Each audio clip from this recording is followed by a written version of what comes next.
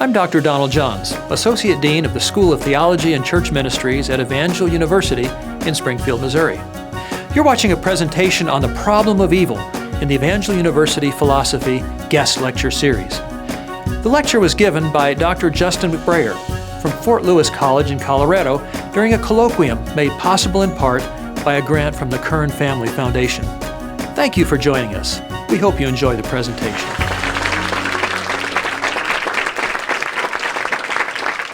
Philosophers don't care a whole lot about discomfort all by itself. It's not maybe a reason to think that anything's true or a reason to think that anything's false.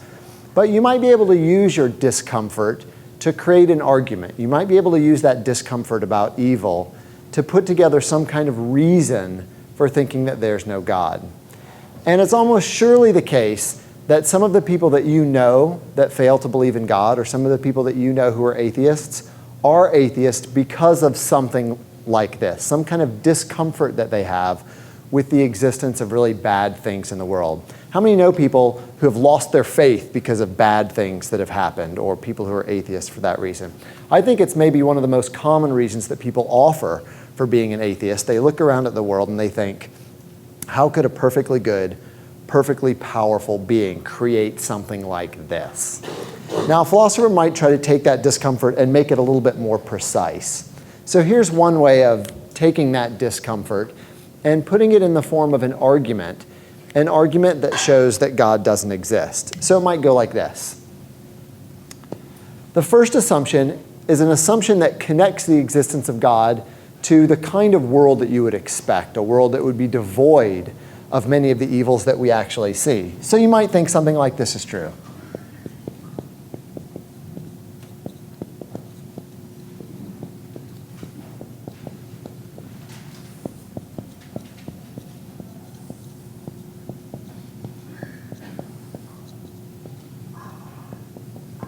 If there's a God, then there wouldn't be evil. That's the idea, right? If God were to create a world, it would be a world filled with all of these good things. It would not be a world filled with conjoined twins, holocausts, and Celine Dion. But, second assumption,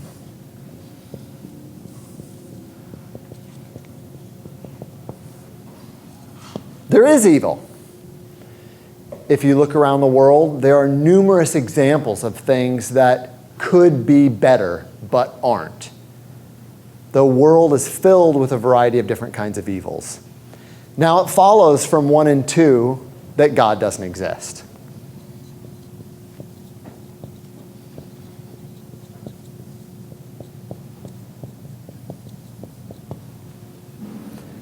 So here's one concrete way of taking the discomfort with the Mr. Deity conversation and turning that discomfort into a set of clear reasons for why we should be atheists.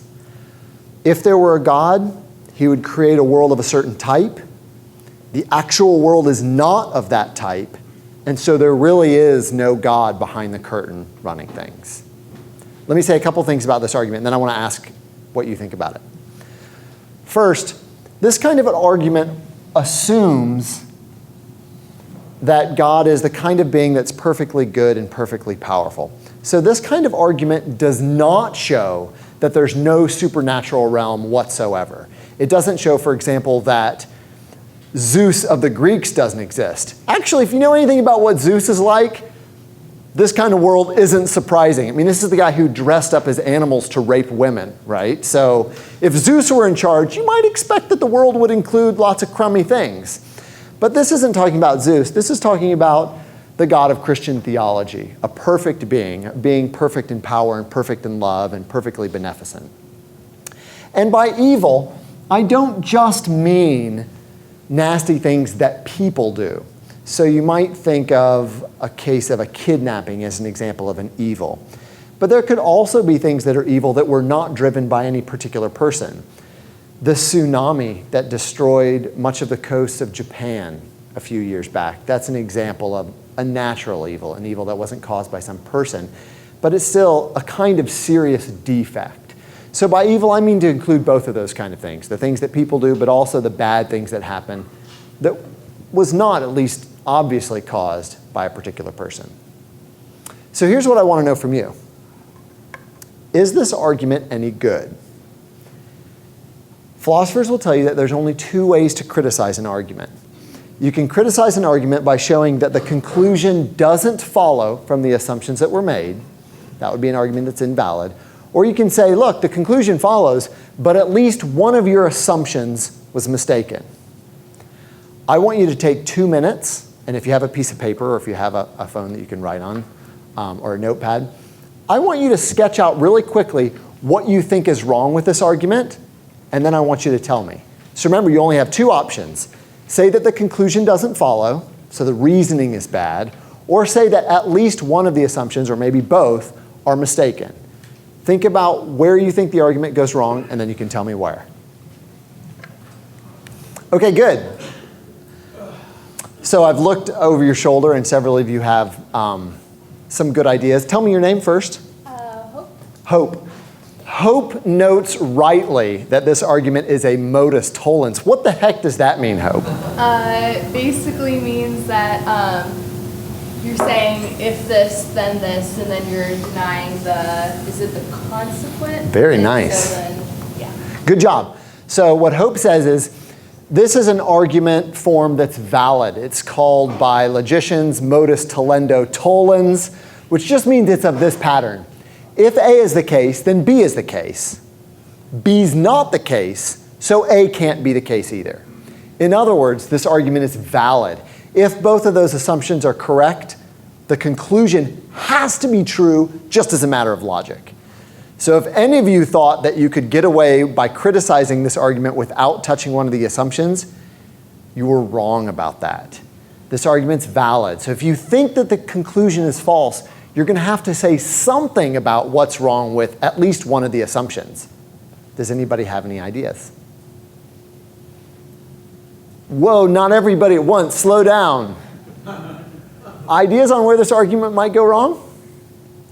I assume that many of you, if not all of you, think that number 3 is false, which means you're committed to there being something wrong with this argument. Sir, in the back. I go with premise number 1. I think premise 1 is false because God is all-powerful and He is the great designer of what He wants it to be, so we can never know His knowledge of why He allows it or the reason why He allows it. And maybe He allows it for a purpose.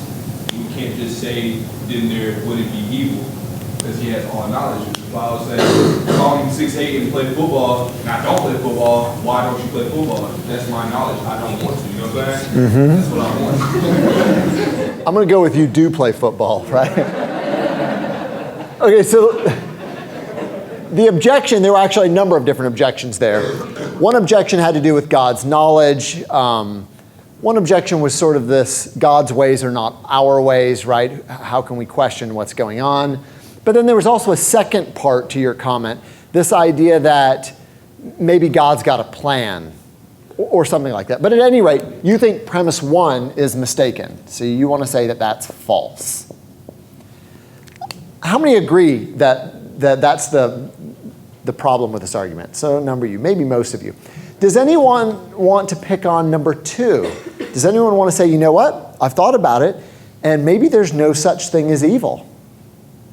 Yes, ma'am. I know that there's evil, but I think if we qualify it by saying no gratuitous evil, and I think that God will make a purpose out of every evil that happens. Not you rushing to the end of the talk. Gratuitous evil. Tell me your name. Ashley? Ashley, is that right? Okay, Ashley worries that this argument isn't sophisticated enough.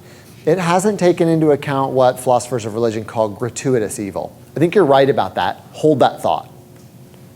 Does anybody want to pick on 2, or you're all happy to accept number 2? Okay. Then let's talk about 1.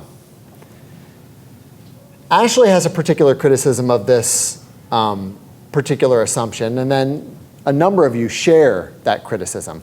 One of the ideas is something like, God's got a plan. Can you give me an example of what you have in mind? What reason might God have for allowing evil that's somehow part of a plan such that we should discount assumption 1? Yes, sir. Jesus to be crucified on the cross, that was probably evil. But his plan was to save all of humanity. Okay, good. So his example was God might have had a plan that Christ be crucified, and that looks like a really awful thing, and yet something good came out of it. So it was part of this master plan. Now, there's something initially a little bit weird about this. What's initially weird about this? What would the Mr. Deity sketch suggest? What's weird about this move, that God needed to do this for a plan? Anybody? You going to attack your own view? Okay, yeah, what's the other side? What might be said? If God's all powerful, then why did he choose that for his plan? Yeah, what's your name? Austin? Yeah, okay, wait a minute. We're talking about a being that could do anything. If you could do anything, then you could accomplish this plan without sacrificing innocence. After all, you can do anything. If God could do anything, then what sense is there in saying that God needed evils to produce a particular effect? Yes, ma'am. He didn't need evil. It was a byproduct of free will. Okay, good. So, tell me your name. Danielle. Danielle says, he didn't need it. It was just, evil is just sort of the byproduct of what we've done. So evil was somehow caused by us and not by God. This kind of move, very generally, is what philosophers call a theodicy. A theodicy is in Milton's terms, it's an explanation of God's actions in the world. It's justifying God's ways to man. It's trying to provide an explanation for the role that evil things might play in this more cosmic scheme. And so Danielle suggests that one kind of theodicy that might show that this first assumption is mistaken is a theodicy that appeals to free will.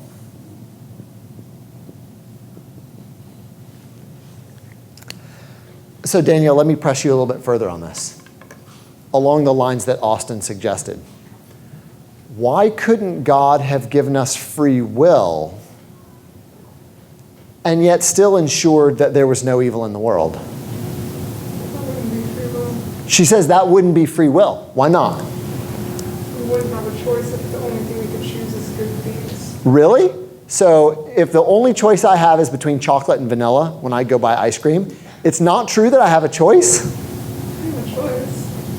But then why couldn't God, God's really smart. Couldn't God have set the world up so that we had free will, but we chose between things like chocolate and vanilla? And then God knew that, we were going to make some really crummy choices, and so God just never put us in these positions where we were tempted to make crummy choices. God could have done that, right? Still not eventually on free will. Danielle says no. That would have been bad in some way. Do you want to say how it would be bad, or should we see if somebody else can say why it would be bad? Okay. She wants to phone a friend. Do you want to try to say why it would be bad? Please. It's not really free will, it's a limited choice. Mm-hmm. More like sort of living under a dictator as opposed to living under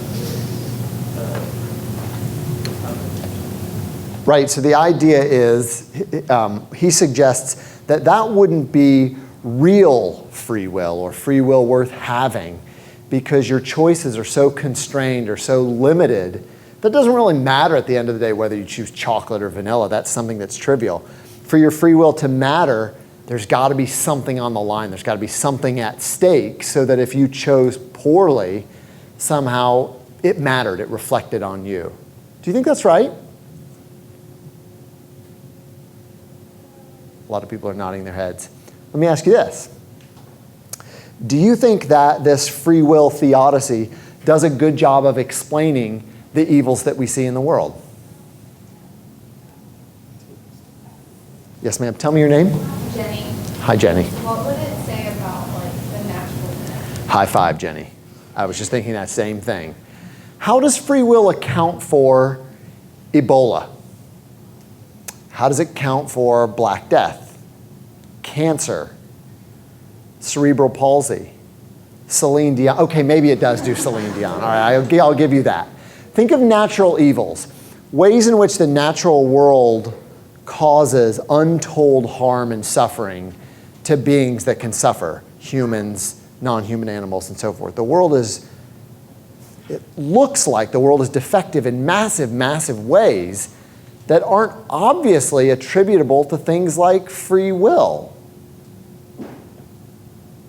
Right? Any suggestions on how it might connect to free will?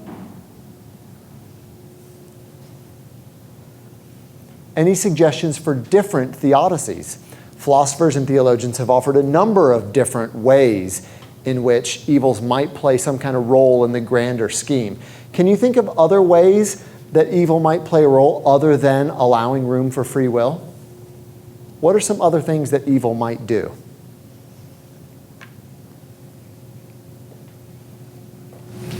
Might allow knowledge. Good.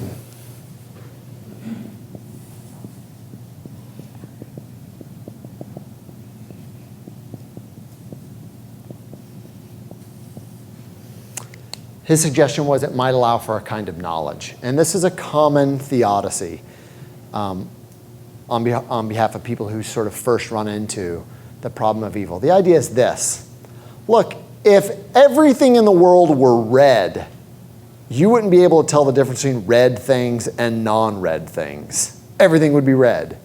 The fish don't notice the water that they're in because it's there for everything. And the same for us. If the world didn't have good stuff in it and bad stuff in it, then we wouldn't be able to recognize the good for what it is, or we wouldn't be able to truly appreciate the good for what it is. What do you think about that theodicy? You can't say anything because you already offered it. Somebody else. What do you think about that theodicy? You meet somebody, she says, I don't believe in God. And you say, why don't you believe in God? She says, did you see how many people died last year from cancer? And you say, well, but it helps them to appreciate the good life.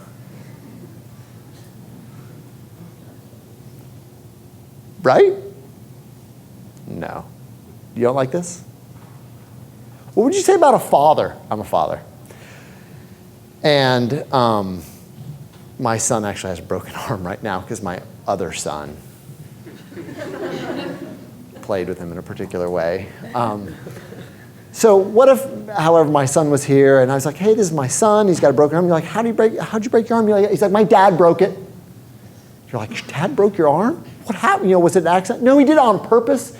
He thought, if my arm was broken, then when it healed, I'd really appreciate having an arm that worked. Before this, I just never appreciated it, and so I had a broken arm, and now, this is really in my long-term best interest. Would you be like, oh, Justin, what a great father. It's perfect for your kids. Or would you be like, what kind of sick individual, right, breaks his kid's arm so that they appreciate having arms that work? How different is that, though, than the appreciation knowledge theodicy? Austin, is it? No. Can you think of another thing that you might say? What other role might evil play in the grander scheme?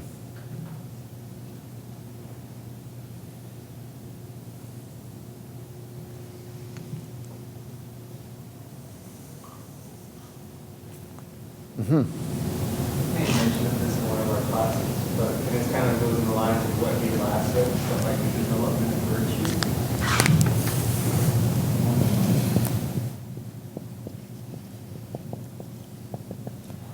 One very common theodicy is called by philosophers the soul building or the soul crafting theodicy.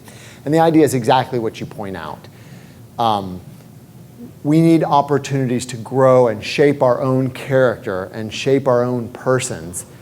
And if you live in an atmosphere where there are never trials, you won't develop the kind of character that you would want. And actually, here's another example where parents do this kind of thing all the time. They allow their kids to struggle in particular ways, right? When the parent could easily come in and solve a problem, but the good parent holds back and allows the student to struggle and maybe even to fail, knowing that the student is going to be better off in the long run for having worked through that kind of adversity. Do you find that plausible? That God might do something like that with us as well? That our time here on earth is a kind of soul building or soul crafting for us? You're skeptical. Are you skeptical? Why? Do you want to say? Sure. I don't think the extreme of evil that's in the world would be necessary for that kind of thing. Nice.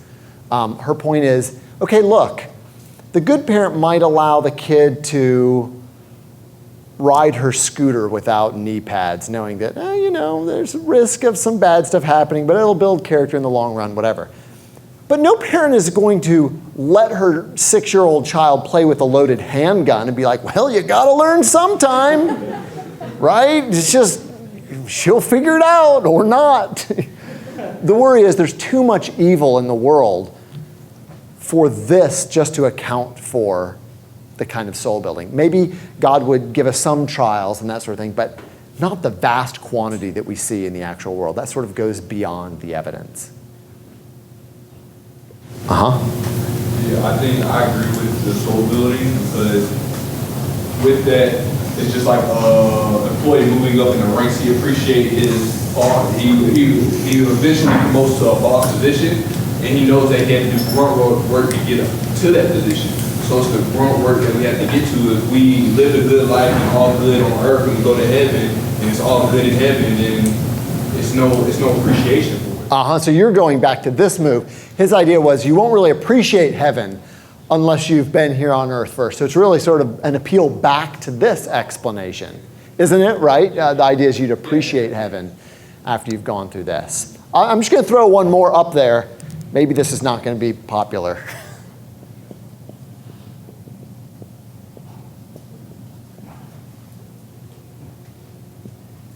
Punishment. People deserve it. This is the role that evil plays in the world. You get what you deserve. This theodicy is increasingly popular on theistic views that you might see from the East, so Hindu-type views that might sanction things like reincarnation. How do you explain the fact that little children die of cancer? They had it coming.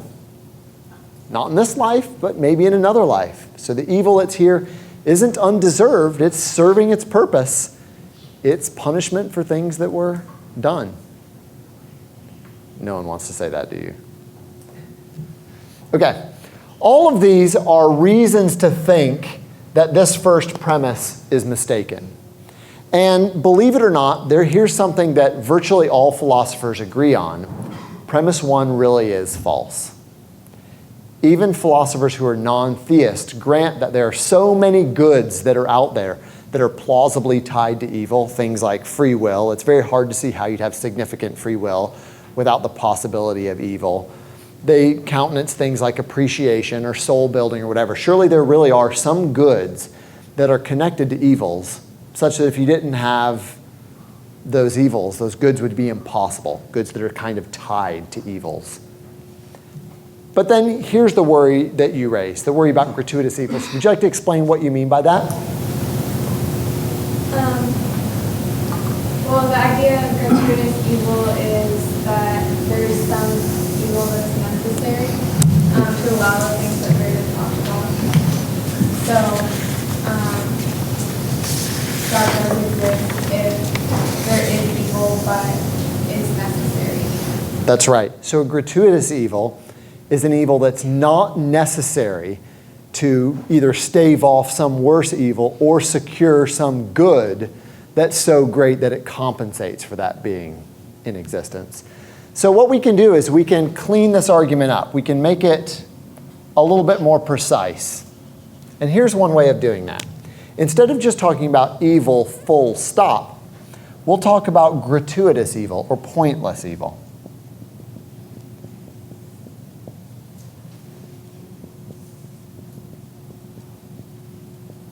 My guess is that most of you don't think that a being like God would allow pointless evils, right? If God allows evils, there's some purpose behind it. There was some justification for allowing a world that would be filled with certain kinds of evil. So what about this argument?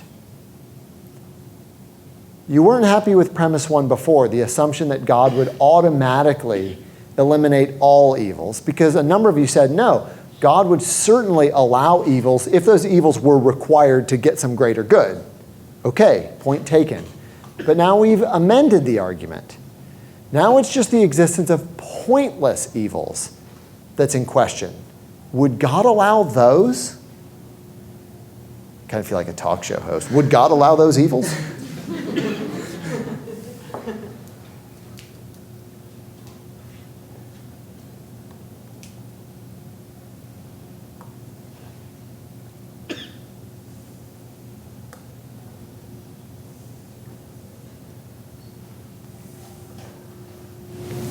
I think he would because it's free will. I think he would because of free will. He says, I think God would allow pointless evils because of free will. What do you want to say? That's not pointless. That's not pointless. He says, but that's not pointless then. If they were allowed for free will, then they got a point. The point is making room for free will. Yeah. I think it's kind of hard for us with limited perception to peg down exactly what would be gratuitous and what would not be gratuitous. He says, look, given our limited perception, it's going to be very hard for us to tell what evils are gratuitous and what evils are not gratuitous. Okay. So what? What does that say about this argument? That would make it more of a probability argument than a deductive. Okay, so he says, if you take that into account, the argument doesn't become a deductive argument. It becomes just a matter of probability. What's the likelihood that there are some evils out there that are pointless? Do you think that's a satisfying response to this argument? A number of you are saying no, and then a number of you are like, yeah, that sounded pretty good to me. What do you think? Why can't I just rephrase the argument and say, look, there's almost certainly some pointless evils out there, so there's almost certainly no God. I put it in probability terms if that's what you want. Why won't that work? Do you think the first assumption is true now? Do you think that God would not allow a world with pointless evil in it? Do you think that's true? A lot of you are nodding your head, and some of you are giving me that, oh my gosh, I don't even know what to say anymore look. Does anyone think that God would allow a world even if it had pointless evils in it? Okay, so then notice what this does. We have to shift our attention from this assumption to this assumption, which I think is what you were suggesting that we do all along. This assumption might be correct now. The conclusion still follows. But now the question is, what reason do we have for endorsing this second premise? Do you think that we have reason to think that there are some pointless evils in the world?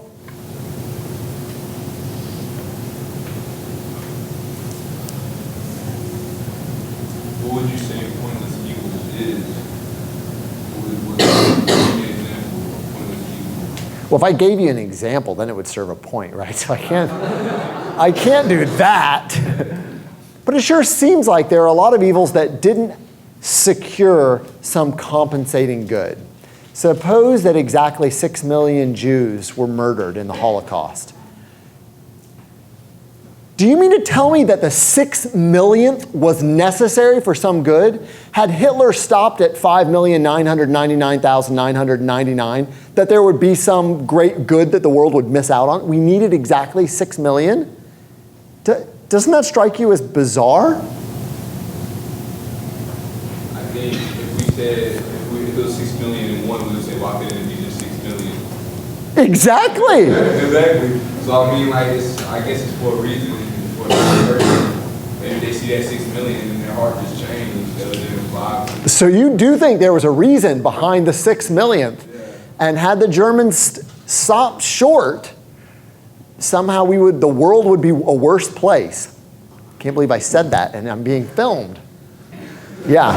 But aren't we talking about natural evils? I take it we could talk about, he asked, aren't we just talking about natural evils? I take it we're talking about whatever evils there are, whatever defects you think that there might be in the world, or apparent defects in the world. So it could be the kind of thing that we were talking about earlier, actions of individual beings, but it could be natural evils too. I take it we want to talk about both. I mean, natural evils, don't you think there's the same question there? Suppose we need to appreciate the good, and we need to appreciate good health. Okay, knowing that cancer's out there, I appreciate my good health. Did I need Ebola too? I just wouldn't have appreciated it if I didn't know about Ebola. But now I really do. Well, what I meant was things that are evil as a result of people are easier to put under the free will argument, whereas things of natural evil seem more hard to explain and they seem more gratuitous to us. His point was, it may be easier for us to see the point of evils when they're evils committed by people, especially if you buy into a kind of free will explanation. It's much harder for us to see the point of evils when it comes to things like natural evils, like earthquakes or whatever. I guess it's kind of hard for me to think about this generally, because as we go on, or an example by example basis, we can always kind of formulate some idea about, like, okay, well, free will about the 6 millionth Jew, or some kind of perpetuation of some natural order through germs like Ebola and things like that. Mm-hmm. We can always find seemingly case by case, and so I guess I'm having a hard time understanding this generally. How do we understand pointless evil generally? So his concern is about this premise, and he says, I don't even know how generally we would go about assessing whether or not an evil is gratuitous. That's your general worry, right? My bet is that you do this all the time. You wonder whether an action that you do that will hurt people in a particular way is worth it because of maybe what we would get out of it, or maybe what even that person would get out of it in the long run. Don't you think you make these kind of judgment calls in your own moral life? Well, on a case-by-case basis, but in generally speaking, because I feel like there's too many examples of what we would perceive as evil to just check down the list to decide whether or not there's gratuitous evil. But then to just look at it generally, because we can make those judgment calls on a case-by-case basis, but it's hard for me to make some kind of judgment generally speaking. Mm-hmm. He's saying it's very hard to make a judgment call just generally about whether things like pointless evils exist. And the kind of skepticism that you're expressing, and the kind of skepticism that Hoover Music Company was expressing. Tell me your name. What's your name? John. The kind of skepticism you're both expressing goes by in philosophy the term skeptical theism, if you're a theist. Skeptical theists are people who believe in God, but they think that our epistemic powers, our cognitive powers, are such that we're in no position to tell whether premise 2 is true or false. It's not the kind of call that we're in a position to make. Let me give you some analogies that might make this more plausible. Suppose, tell me your name. Mark. Do you know anything about chess, Mark? Yeah. Shoot. Suppose Mark didn't know anything about chess. He's like me. And suppose Mark is watching a game between Garry Kasparov, savior of the human race, who's going to be in this chess match with IBM's Deep Blue computer. And you watch Kasparov make this move, and you think to yourself, I have no idea why he made that move. I don't see any good that could come out of the move that Garry just made. Do you think that your inability to see a reason for the move is good evidence that there isn't such a reason for the move? What do you think? You're watching a chess master. He makes a move that you don't understand. Should you reason as follows? I don't understand it, so there probably wasn't any good reason to make that move. Is that a reasonable thing to infer? Okay, no. Here's another example. Suppose there's a little kid, and she sees her parent do a particular thing, and the little kid thinks to herself, I have no idea why mom would do that. Do you think the little kid should then think, so there probably wasn't a reason for mom to do that? Is that a good inference? Probably not. If you think those aren't good inferences, then isn't that a lot like what the atheist is asking us to do with regard to premise 2?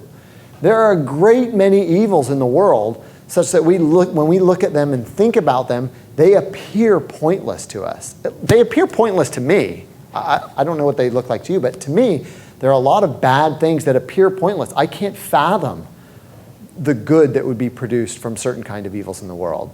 But then suppose there's such a being as God. The cognitive distance between a being like me and a being like God is infinitely further than the kind of cognitive distance there would be between me and Gary Kasparov. So if I'm not licensed to conclude that Gary didn't have a reason when I don't understand his moves, why would I be licensed to think that God wouldn't have a reason if there were such a being? If the child isn't licensed to draw some kind of inference from it, it appears pointless, so it is pointless when her parent does something, then wouldn't the same hold true between us and God? Do you find this kind of move plausible? So notice what's happened. On the kind of silly, too fast version of the argument from evil, a lot of you guys were worried about the first assumption. I think you're right to be worried about that assumption, that maybe there really are these things, these evils that God would have to allow in order to get good things in the world. When we fix the argument and make it more plausible on premise 1, now we've got a second premise that looks very hard for us to endorse. It's very hard to see what reasons we would have now for thinking that the second premise is true. So we're kind of stuck between two bad places if you wanted this argument to work. On the first option, you've got good reason to think that the first premise is false. On the second option, you have no good reason for thinking the second premise is true. And in either way, you're not in a position to offer a very strong argument against the existence of God. Does everyone follow that? So let me ask you this. I have a few minutes left. What might some problems be with endorsing a kind of skepticism about this second premise? Do you think that if you say you're in no position to tell whether or not an evil is gratuitous or pointless, do you think that causes any other trouble for you in the way you think about God or the way you think about ethics or the way you live your life? Can you imagine any kind of objections to that way of forestalling the argument from evil? What I'll say about pointless evil, it goes with every evil if you think about it, because a man kills somebody, why didn't he just cut off his arm? It was 25 tornadoes that touched down, why couldn't it be 24? You know what I'm saying? Everything will become pointless if you make it a pointless evil, you know what I'm saying? Everything will be pointless, but it's for a reason. It happens that way because it happens. He says everything would be pointless, but yet there would also be some kind of reason behind everything. Sir? I can think of maybe one objection. Good. It would be like, why would a good God let someone suffer and not know the reason why they're suffering? Very nice point. So a number of philosophers have raised exactly this worry. They say, look, what happens when a little child suffers and is in no position to understand why she's suffering? At the very least, a good parent would be a parent who's there, a parent who would explain to the child why they're suffering and so forth. And we don't see that. Or do we?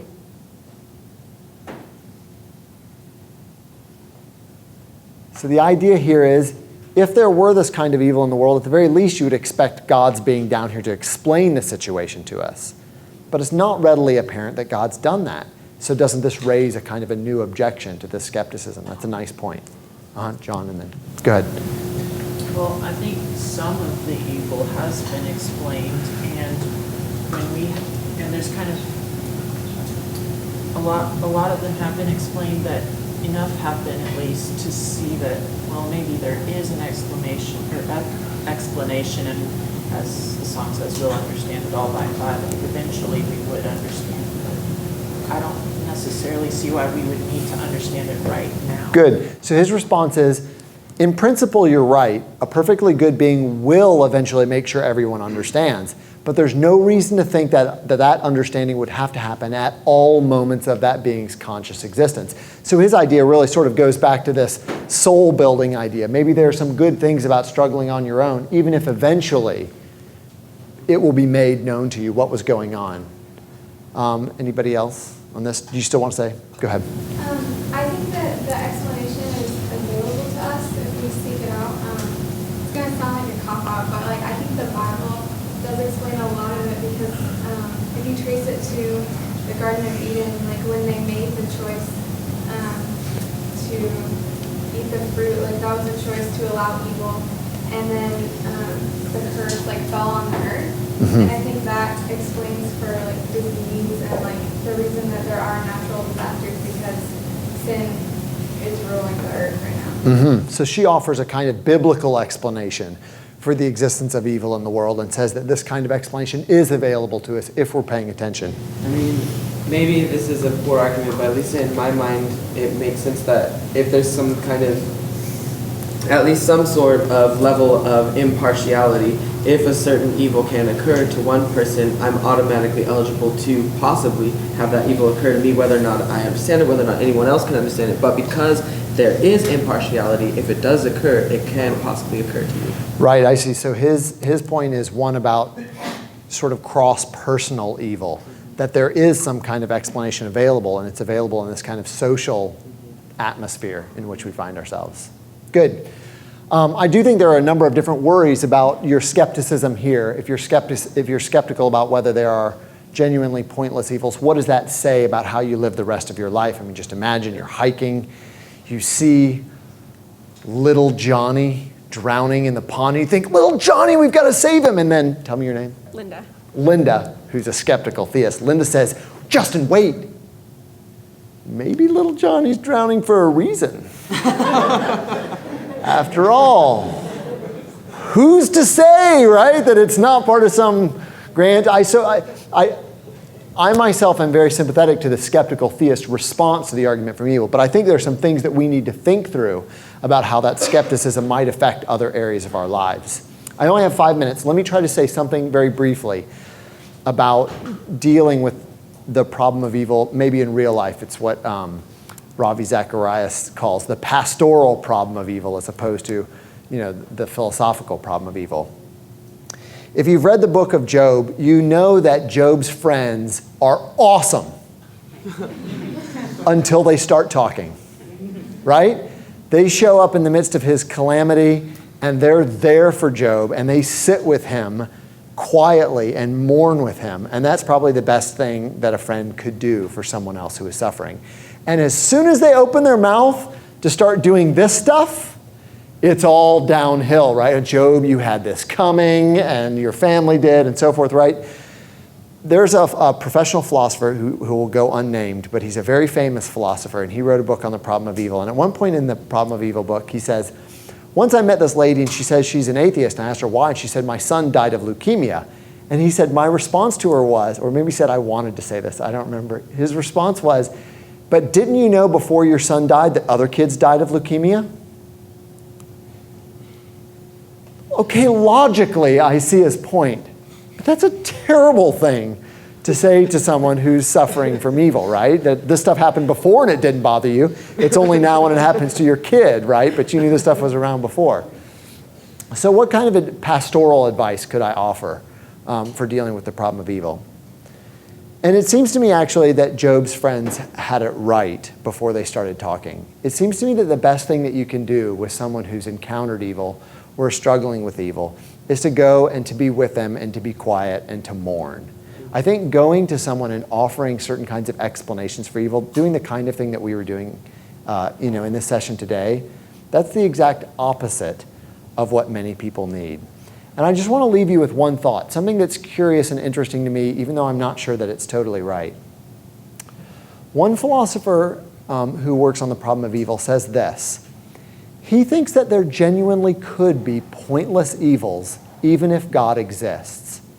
He thinks this, to be separated from God is to be in a world where bad things happen for no reason.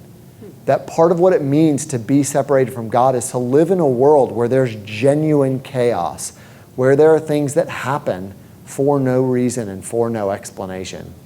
And it seems to me in my own life and when I've encountered others who are wrestling with evils, one question that's often at the forefront of people's mind is, why me? Why this? What is the explanation for this particular evil? what did my child deserve to suffer in this particular way? And if this philosopher is right, there is no such explanation in many of those cases. And when people sit down and try to figure out why it's them and look for an explanation, that's a kind of wrong-headed assumption on their part.